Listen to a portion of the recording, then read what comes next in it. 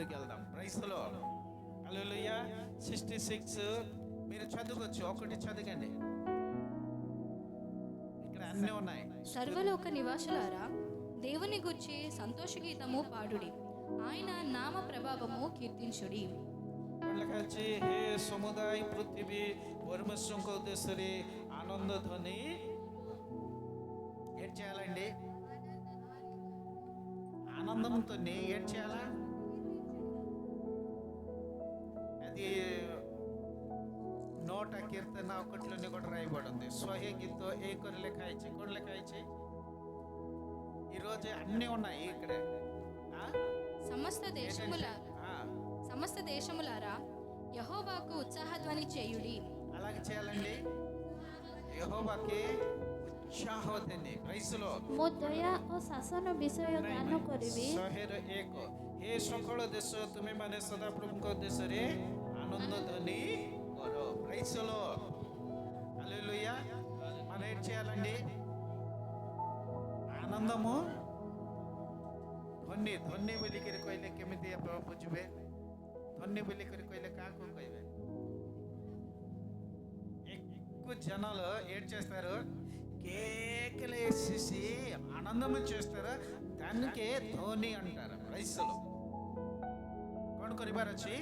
ଆନନ୍ଦର ଧ୍ୱନି ଉଠାଇବାର ଅଛି. రైసులో హల్లెలూయా. ఎందుకండి? କାହିଁକି ଆମେ ଆନନ୍ଦ ଧ୍ୱନି କରିବା?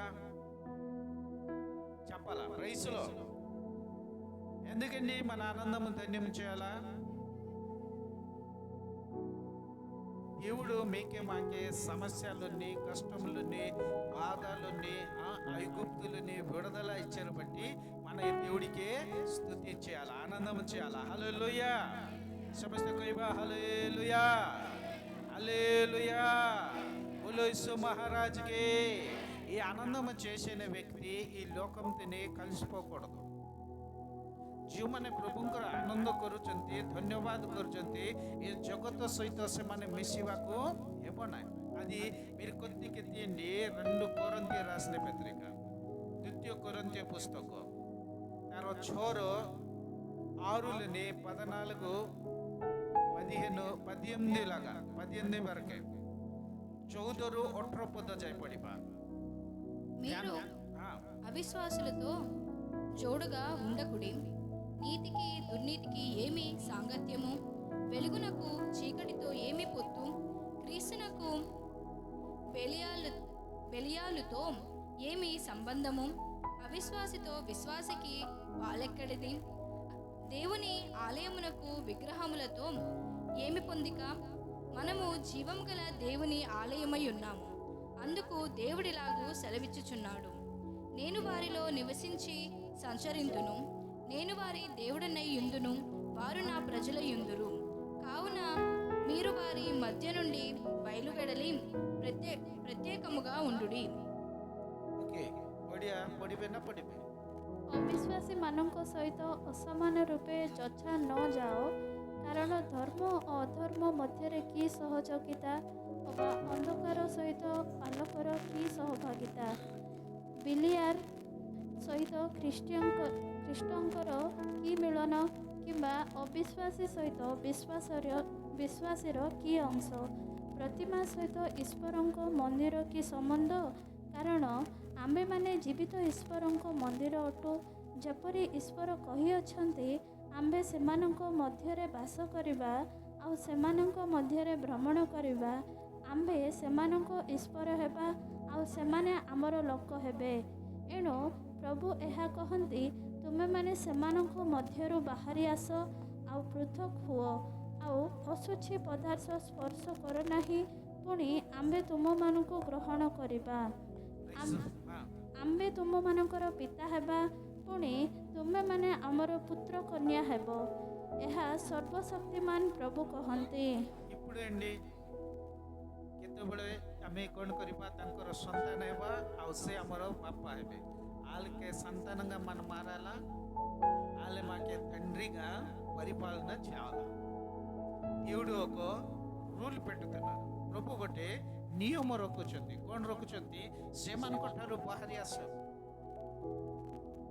అవిశ్వాసికి విశ్వాసికి సంబంధము ఏమీ లేదు. హల్లెలూయా. ఈ లోకంకి మన సంబంధం ఉంచకూడదు. అయితే ఎవరితో ఉండాలా? దేవుడితో ఉండాలా. వయసులో అలాంటి వ్యక్తికి దేవుడు చెప్తున్నారు, ఈ లోకములని మీరు లోకంకి పట్టేసి మాకు కూడా పట్టుకుంటారంటే ఈ ఆనందం మీకే ఉండదు. ఈ విజయం శక్తి మీకే ఉండదు. ఈ విజయ శక్తి తుమ్మే అనుభవం కొరిపారి. ఆ విజయ శక్తి మీకు అనుభవము రాదు, ఆ ఆనందము కూడా రాదు. ఇది ఉంటుంది అది ఉంటుంది అంటే అవుదు, అది మీరు వదిలేసి ఏం చేయాలా? మీరే దేవుడికి స్తుతించి దేవుడి మాటకి లోబడు. అందుకే ఈ అన్ని వదిలితే మీకే నేనే తండ్రిగా ఉంటాను అనేసి దేవుడు చెప్తున్నాను వయసులో. హల్లెలూయా. మూతముకు బాపాపురి రోయివి ఆ సొప్పు కమ్మతో మొట్టము కొరివి పలిచారు. అలాగుండాలండి వయసులో. మన కొడుకులాగా ఉండాలంటే తండ్రి మాటకే లోబడాలి. లోబడితే వాళ్ళు ఏం చేస్తారు?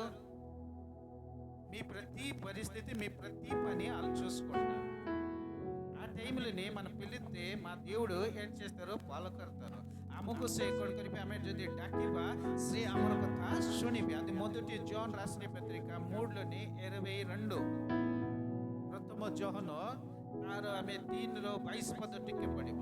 ఈరోజు కొన్ని విషయం మీకు చెప్తాను. కిచ్చి విషయం అప్పుడు మనకు కోయి సిక్కైవి. మరియు మనం ఆయన ఆజ్ఞలను గైకొనుచు ఆయన దృష్టికి ఇష్టమైనవి చేయుచున్నాము గనుక మనమేమి అడిగినను అది ఆయన వలన మనకు దొరుకును. ఎవరు ద్వారా దొరుకుతుందండి? ఆయన వల్ల. ಒಂದು ಏಕೆ ಮೈಕ್ ತರಿಸಿಕೊಡು.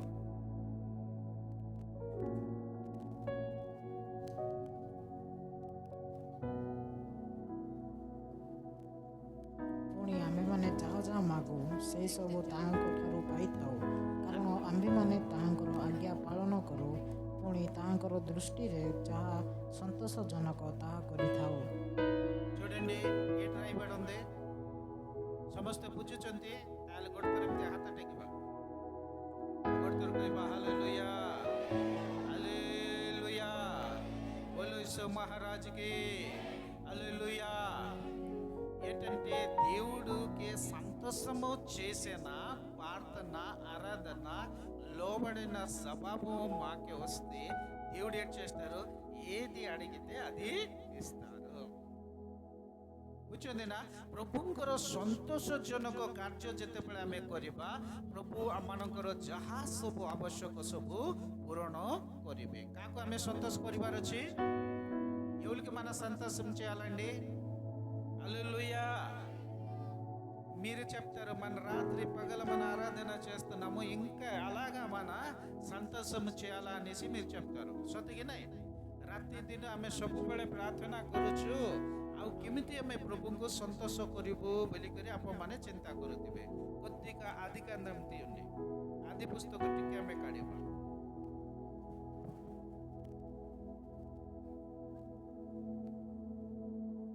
ఆది పుస్తక 7 ఆదికాండము 17 1.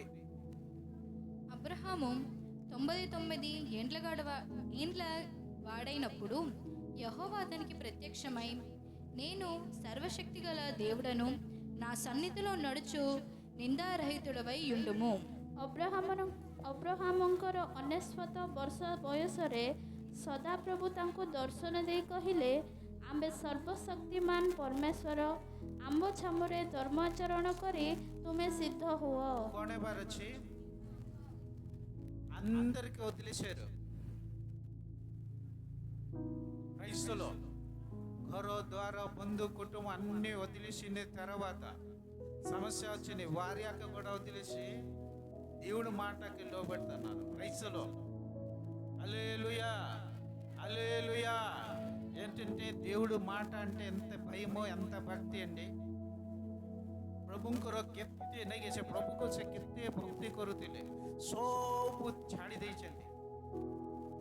మీరే ఒక్కటి కూడా వదలలేదు. ఆమె ଗୋଟେ ମଧ୍ୟ ଛାଡ଼ି ନାଉ ମାତ୍ର ପ୍ରଭୁ ଆମର ସବୁ ଶୁଣିବାର ଅଛି ବୋଲି ଆମେ ଚିନ୍ତା କରୁଛୁ। ପ୍ରଭୁ ଅବ୍ରାହ୍ମଙ୍କୁ କ'ଣ କହିଲେ? ଆମେ ସର୍ବଶକ୍ତିମାନ ପରମେଶ୍ୱର, ତୁମେ କ'ଣ ହେବାର ଅଛି? ଆମ ଛାମୁରେ ତୁମେ ସିଦ୍ଧ ହେବାର ଅଛି। పరిశుద్ధంగా మారాలి. పరిశుద్ధంగా మారితే, ఇది పరిశుద్ధంగా మారిన తర్వాత దేవుడికి భోజన పెట్టిన తర్వాత దేవుడు అతనికి ఏం చేశారంటే ఆశీర్వాదించారు. క్రైస్తలో హల్లెలూయా। କାହାକୁ? ପରମେଶ୍ୱରଙ୍କ ସେ ଭୋଜନ କରାଇଲେ, పవిత్ర జీవన బితాయిలే। అది వాళ్ళకి ఎటుండింది? తక్కువ ఉండింది। అది చేసిన తర్వాత దేవుడు వాళ్ళకి ఒక బిడ్డ దేవుడు ఇచ్చారు। దేవుడు ఏది చెప్పారంటే అది చేస్తారండి। ପ୍ରଭୁ ଯାହା କହିଛନ୍ତି ସେଟା କରିବେ କରିବେ କରିବେ, ମାତ୍ର ଆମେ କ'ଣ ହେବାର ଅଛି? ସିଦ୍ଧ ହେବାର